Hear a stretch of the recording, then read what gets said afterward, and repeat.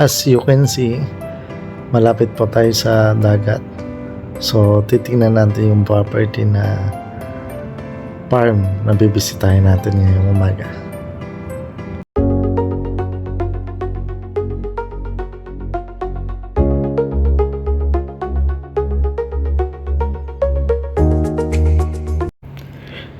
Good morning. Another farm, another day po tayo ngayon. Andito po tayo ngayon sa barangay hall na tinigilan po ng ating motor. Pupuntahan po natin ang property. So right now, dyan po tayo maglalakad at dadaan papunta dun sa lote.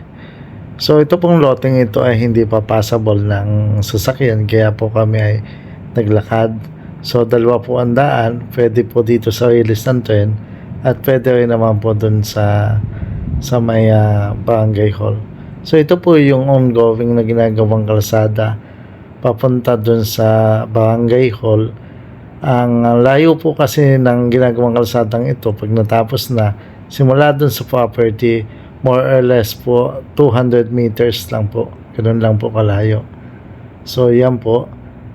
Binobotos na papunta po dun sa barangay hall at andito na po tayo sa loob ng lote. Ito na po yung kasama doon sa property, kasama po itong poso na ito. So dito po sa area na ito ay matubig, kaya maganda dito. So kasama din po yung mga puno ng niyog na yan. At may ilang palayan po na mata ng palayan yan. Kung mapapansin ninyo, yung may mga sementong yan, papunta doon sa mga sementong yan, included po lahat yan. Kasama po yan doon sa property na ating binibenta. Kaya maganda na yun yung barangay hall po na sinasabi ko na 200 meters lang ang layo. Yan naman po yung release ng tren. So, malapit lang din po dito ang release ng tren at saka yung barangay hall. Kaya doon sa barangay hall naman po ay doon po tatapos yung kalsada. Kaya walking distance na lang din po papunta dito sa property. Ito na po yung property mismo. Napakaganda nitong property ito. Yan, may puno ng sampalok dyan na malaki. Bihira na kasi ang mga sampalok ngayon. At napakaganda ng mga puno dito. Yan, may puno pa din po ng mangga.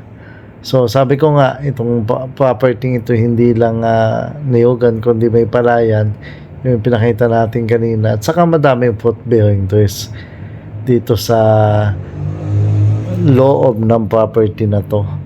So yan, makikita natin, ito po yung sampalok, may madami pang mga bunga. Ito po yung ginagamit sa pang-asim kapag tayo niluluto ng sinigang. At saka po yan, may mga pili din po dyan na malalaki ang puno.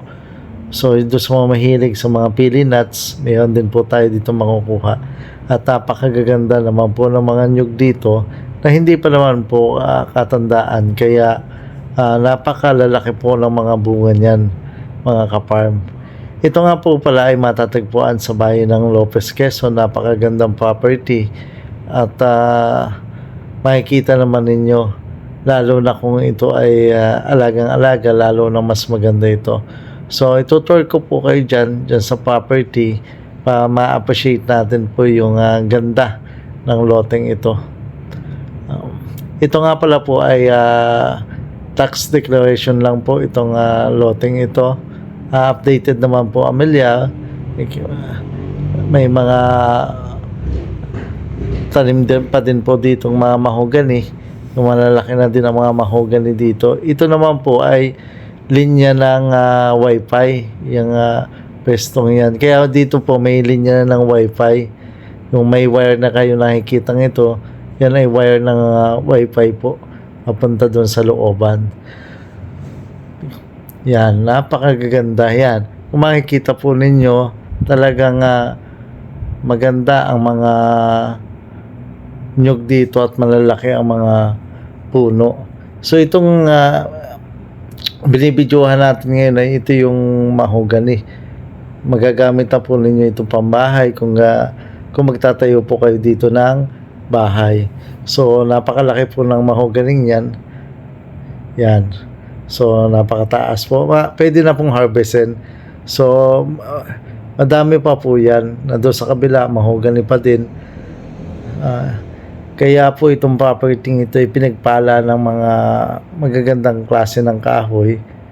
Yan. So yan po yung pinuntahan natin sa may palayan. So flatland po dito, pwede kayong magtayo ng bahay. Mayroon na mga ng tubig. Wala na kayong problema sa tubig dito kasi dito sa area ay matubig. Pero hindi po ito binabaha kasi mataas po ang lugar. Yan. Kung may papansin po natin, ito na po yung property na binibenta po natin dito sa bayan ng Lopez. So napakaganda mong property starting. So ngayon nga pala po ay inuulan kami kaya kung makikita nyo yung mga kasama ko dito ay may mga pandong ng anahaw dahil hindi kami nakapagdala ng payong. Yan. Napakagandang property po nito mga ka-farm. Yung mga nagnanais bumili ng mga property, dito na po kayo bumili sa amin at itutour namin po kayo sa mga property na magugustuhan po ninyo.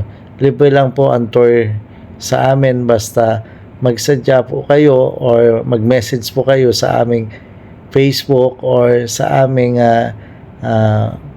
number sa WhatsApp at Viber. So andyan lang po yung aming numero, tawagan po ninyo. Ito po ay napakagandang property. Ang layo po nito simula sa town proper ay more or less 15 minutes yung travel namin, tapos may lakad na more or less 10 minutes po yung lakad. Pero pag sa Wilis po tayo dadaan, wala pang 5 minutes, nandito na po tayo. Yan, mapapansin po ninyo, napakagandang property talaga po nito mga ka-farm. Kasama yung kawayan dyan. So hahanga ka dito dahil ito po mga ka-farm, ito po ay malapit na lang din sa dagat. So doon sa likuran yan, siguro at least mga 500 meters nandun na din po kayo sa dagat. Kaya malapit din po ito sa beaches. So ito po, may I present to you the property of Lopez, Quezon. So ang